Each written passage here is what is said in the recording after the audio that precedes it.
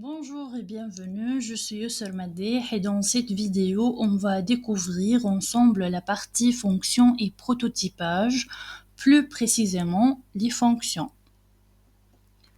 Qu'est-ce qu'une fonction?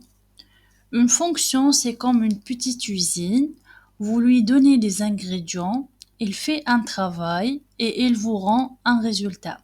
C'est un bloc de code réutilisable et cela suit un principe essentiel, dry, do not repeat yourself. Ne vous répétez pas dans votre code. Regardons la structure de base d'une fonction. Elle commence toujours par le mot-clé function, suivi du nom que nous voulons lui donner. Entre parenthèses, nous pouvons définir des paramètres. Ce sont les données que notre fonction va traiter. Et entre accolades, c'est là où nous écrivons les instructions que notre fonction va exécuter. Commençons par la fonction classique. La fonction classique est notre point de départ. Elle est définie avec le mot-clé function et possède un nom. Prenons l'exemple de notre fonction saluer. Elle prend un nom en paramètre et retourne bonjour suivi du nom. L'avantage principal de cette fonction est le hosting, c'est-à-dire que vous pouvez l'utiliser même avant sa déclaration dans le code. Maintenant, imaginez que vous avez besoin d'une fonction temporaire. C'est là qu'intervient la fonction anonyme. Dans notre exemple, nous avons créé une fonction d'addition stockée dans une variable addition. La particularité ici est que la fonction n'a pas de nom propre. Elle est stockée directement dans une variable. C'est très pratique quand vous voulez passer une fonction comme argument à une autre fonction. La fonction fléchée est une version moderne et plus concise. Dans notre exemple multiplier, regardez comment le code est opéré. Entre parenthèses A, B, flèche A fois B. Plus besoin du mot-clé function, plus besoin d'écrire return pour une instruction simple. Un point crucial, elle n'a pas son propre this, ce qui la rend parfaite pour les callbacks dans les objets. La fonction fléchée a une particularité importante avec le mot-clé this. Contrairement aux fonctions classiques, elle n'a pas son propre this. Elle utilise le this du contexte où elle a été créée. Prenons un exemple concret. Dans l'exemple avec la fonction normale, cette timeout exécute la fonction plus tard, dans un contexte différent. Du coup, this ne fait pas référence à l'objet, mais à l'objet global. Donc, comme résultat, this.nom devient undefined. Avec la fonction fléchée, il n'y a pas ce problème, car elle ne crée pas son propre this. Elle garde le this du contexte dans lequel elle a été définie, qui est ici l'objet objet. Donc, quand cette timeout s'exécute, this.nom garde bien la valeur du nom. C'est pour ça que les fonctions fléchées sont pratiques dans les callbacks. Elles évitent que this change involontairement. Fonction avec valeur par défaut. Ici, nous ajoutons une petite protection à notre fonction. Si personne ne lui donne de nom, il utilisera invité par défaut. C'est très pratique pour éviter les erreurs et rendre nos fonctions plus robustes. Imaginez une fonction qui s'exécute dès sa création, sans avoir besoin de l'appeler. C'est là qu'intervient la fonction auto-exécutée. La syntaxe peut sembler étrange avec ces doubles parenthèses. Les premiers créent la fonction, les secondes l'exécutent immédiatement. Alors, Pourquoi l'utiliser? Pour éviter la pollution du scope global, pour créer un environnement privé pour vos variables, pour initialiser une configuration au démarrage de votre application. Dans notre exemple, le message s'affiche instantanément dans le console sans appel explicite.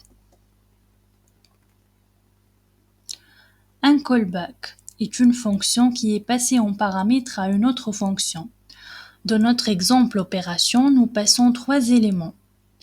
2 nombres et une fonction qui détermine l'opération à effectuer.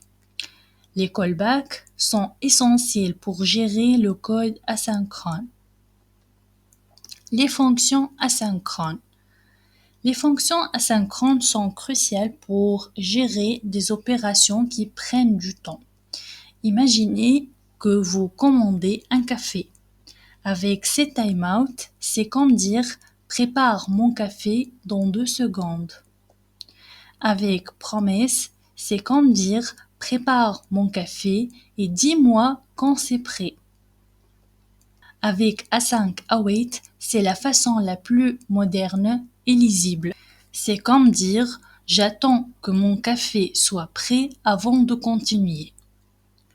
Ce qui est important à retenir, c'est timeout est pour les délais simples, les promesses sont pour gérer des opérations complexes avec des états de réussite ou d'échec, async await est la syntaxe moderne qui rend le code asynchrone plus facile à lire et à écrire.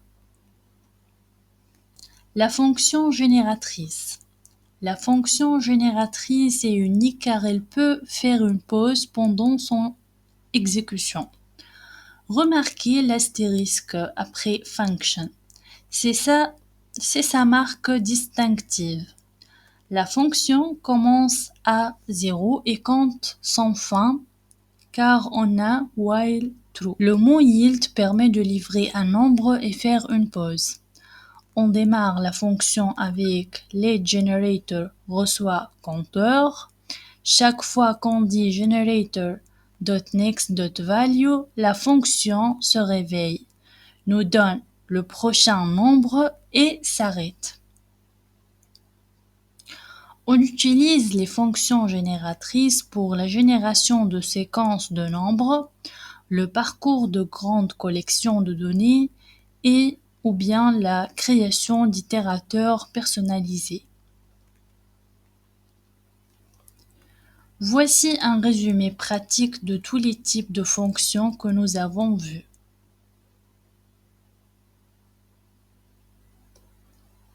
En JavaScript, vous pouvez attribuer une valeur par défaut à un paramètre. Cela évite les erreurs lorsque aucun argument n'est fourni.